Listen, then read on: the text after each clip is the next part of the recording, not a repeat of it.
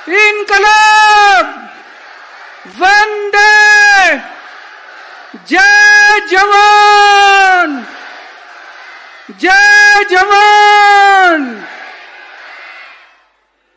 आज इतनी बड़ी संख्या में गुजरात के कोने कोने से आए हुए मेरे सभी प्यारे खेडूत भाइयों बहनों, माताओं, बुजुर्गों, बच्चों, आप सब लोगों को मेरा नमस्कार, सबको मेरा प्रणाम।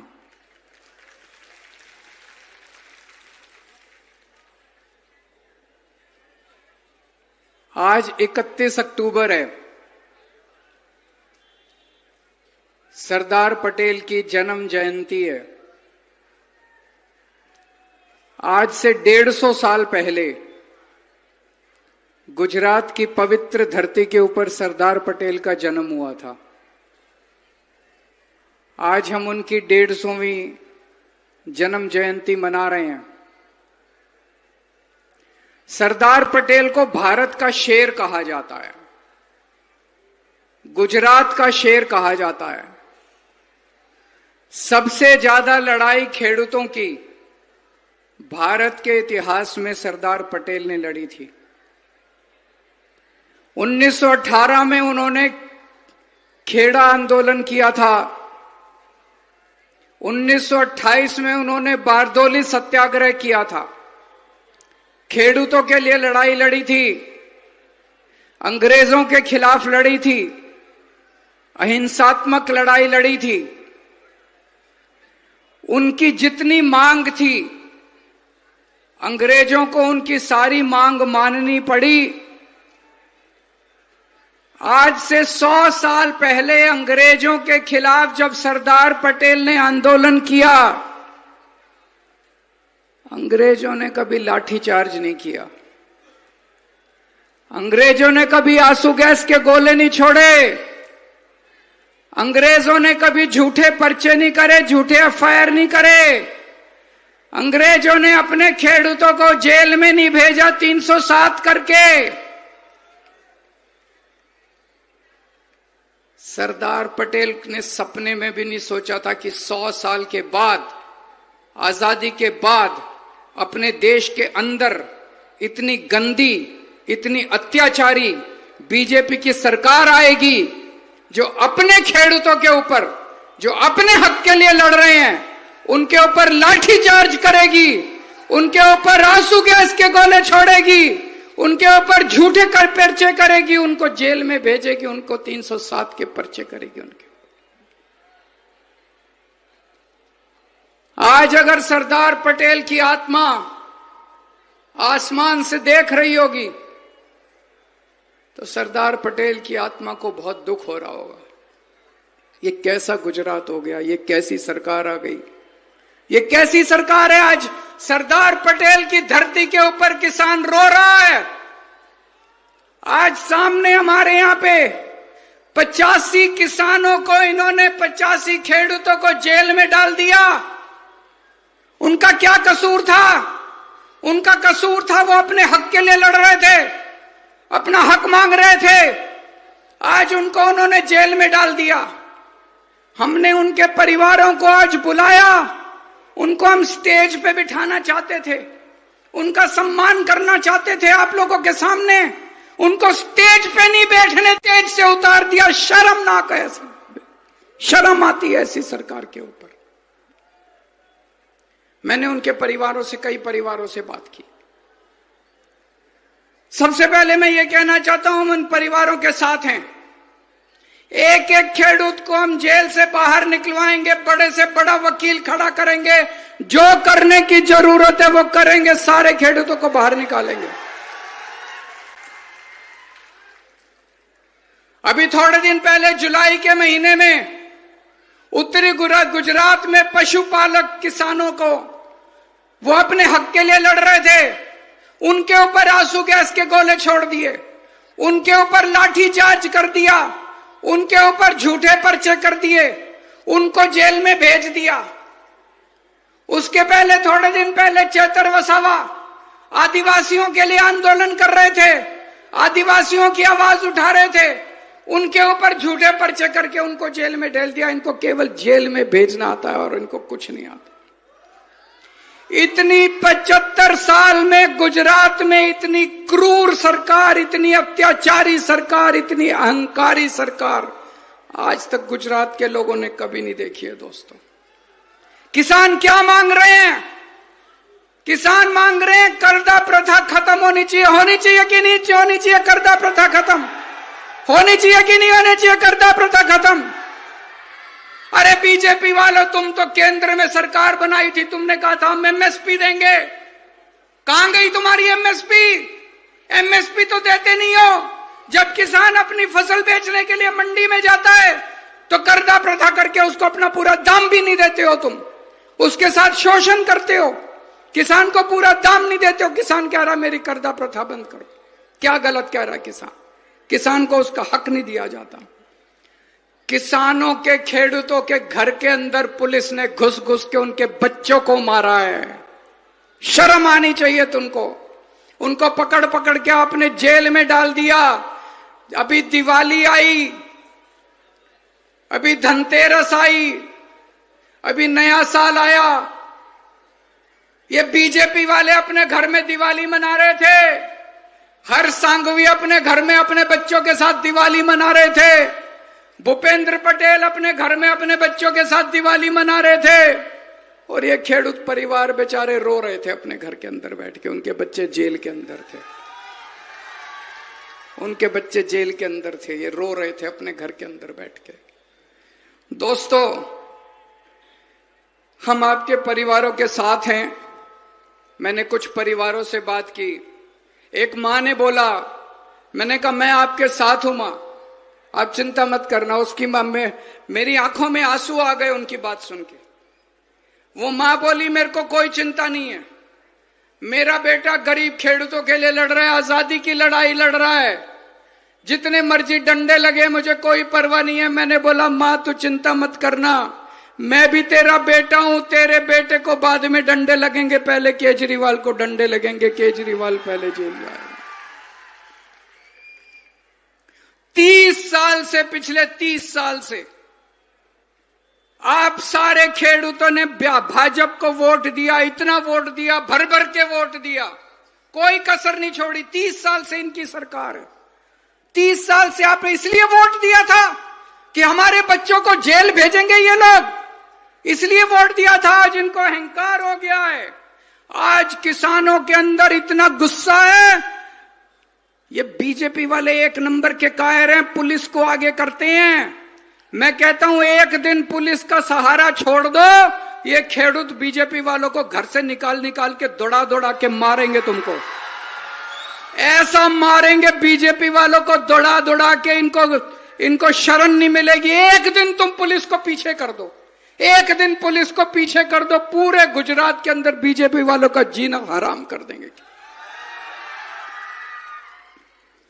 400 से ज्यादा मंडियों के अंदर मुझे पता चला सारे खेडूत इकट्ठे हो गए हैं। 400 से ज्यादा मंडियों के अंदर आंदोलन चल रहा है। और ये बीजेपी वाले इतने कायर हैं, रोज ट्रंप इनको धमकी देता है, रोज ट्रंप इनको धमकाता है, कहता है अमेरिका से आने वाली कपास पे इंपोर्ट ड्यूटी खत्म कर दो। बीजेपी वाले खत्म कर देते हैं। ट्रंप कहता है रशिया से ऑयल नहीं खरीदना, बीजेपी वाले ऑयल नहीं खरीदते। ट्रंप कहता है इंडिया पाकिस्तान का वॉर मैंने बंद कराया, बीजेपी वालों की हिम्मत नहीं है। ट्रंप कहता है कान पकड़ के ऊपर खड़े हो जाते हैं, बीजेपी वालों को कहता है ट्रंप नीचे बैठ जाओ, बैठ जाते हैं। ट्रंप के सामने पैंट गीली हो जाती है इनकी, बीजेपी वालों की। ट्रंप के सामने इनकी नहीं चलती। गरीब किसानों को जेल भेजते हैं। अरे शर्म कर लो, अगर हिम्मत है, मर्द के बच्चे हो बीजेपी वालों, अगर मर्द के बच्चे हो तो ट्रंप को धमकी दे के दिखाओ, किसानों के ऊपर अपना जोर मत चलाओ तुम। खेडूतों को जेल भेजने का आदेश किसने दिया? हर्ष सांघवी ने। खेडूतों के ऊपर लाठीचार्ज करने का आदेश किसने दिया? हर्ष सांघवी ने। खेडूतों को केस करने का, उनके ऊपर 307 लगाने का आदेश किसने दिया? हरसंघवी ने चेतर वसावा को जेल भेजने का आदेश किसने दिया? हरसंघवी ने। प्रवीण राम को जेल भेजने का आदेश किसने दिया? हरसंघवी ने। राजू कपाड़िया को जेल भेजने का आदेश किसने दिया? हरसंघवी ने। और बीजेपी ने हरसंघवी को इनाम देके डिप्टी सीएम बना लिया। कहा बहुत अच्छा, और मारो और मारो और मारो। उसको इनाम दिया, हरसंघवी को डिप्टी सीएम बना दिया। मैंने हरदर का वीडियो देखा है, किस तरह से खेडूतों को मार मार के पुलिस डंडे मार मार के भगा रही है। मेरी आंखों में आंसू आ गए वो वीडियो देखने के बाद। मैं आज चेतावनी देना चाहता हूं इस मंच से बीजेपी वालों को, तुम्हारी उल्टी गिनती शुरू हो गई है। आज से 37 साल पहले कांग्रेस को भी अहंकार हो गया था। आज से 37 साल पहले कांग्रेस ने खेडूतों के ऊपर गोली चलाई थी, 14 खेडूत मारे गए थे। पिछले 37 साल से कांग्रेस की सरकार दोबारा नहीं आई है। वही हाल इस बार बीजेपी का होने वाला, भाजपा का होने वाला है। इस बार जो सरकार जाएगी अगले 50 साल तक बीजेपी की सरकार गुजरात के अंदर नहीं आने वाली। विसावदर का चुनाव हुआ, डर के मारे उन्होंने विसावदर के चुनाव के बाद मंत्रिमंडल बदल दिया। अब मंत्रिमंडल बदलने से काम नहीं चलेगा, अब सरकार बदली जाएगी गुजरात के अंदर। सरकार